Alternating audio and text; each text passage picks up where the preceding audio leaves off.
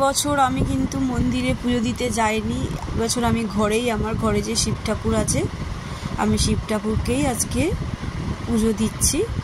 তো যেহেতু প্রচণ্ড গরম আর আমার শরীরটা ভালো নেই, সেই জন্যে এবছর আমি ঘরেই পুজোটা করে নিচ্ছি। কিন্তু ঘরে পুজোটা করে বেশ ভালো, ঘরে তো পুজো করি, তারপর মন্দিরে পুজো করতে যাই, কিন্তু এবছর মন্দিরে যাইনি, ঘরে বসে ব্রতকথা পড়লাম, যেটা কোনো দিন করিনি এতদিন, কিন্তু শরীরটা খারাপ বলেই আমি গেলাম না।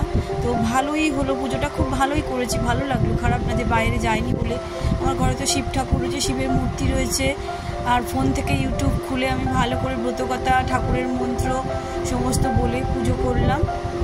মনটা শান্তি হলো, কিন্তু লাগছিল, কিন্তু ভালোই লাগছিল। ঘরের ঠাকুরটাকে সুন্দর করে সাজিয়ে গুছিয়ে ফল মিষ্টি দিয়ে ভালো করে পুজো দিলাম। পুজো দিয়ে বাড়িতে সবাইকে প্রসাদ দিলাম। আমি 12টার পরেই জল ঢালি, সন্ধ্যেবেলা অতক্ষণ আমি শুকিয়ে থাকতে পারি না, আর যেহেতু শরীরটা ভালো নেই সেই জন্যেই পুজোটা আমি একটু তাড়াতাড়ি করে নিলাম।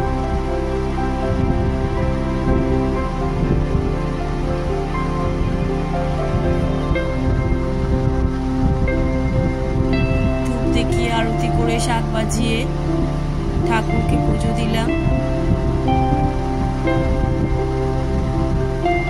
তাও আমি যেতাম পুজো দিতে, আমার বরমশাই বললো তোমার শরীর খারাপ, এবছর তুমি রোদ্দুরে মানে বাইরে যেও না, মন্দিরটা অনেকটাই দূরে, হাঁটতে হাঁটতে যেতে হবে, ওই জন্যে গেলাম না। আর এখানে আমি খাবারও বানিয়ে নিয়েছি, পুজো দেওয়া হয়ে গেছে, লুচি করেছি গরম গরম, আলু কষা আর একটু ফুলকপি দিয়ে তরকারি করেছি, আর সন্দেশ মিষ্টি তো আছে। তাছাড়াও আমাকে সাবুটাও সব এনে দিয়েছে, দই টই সব রয়েছে ঘরে, এত কিছু খাবো না, ভালো।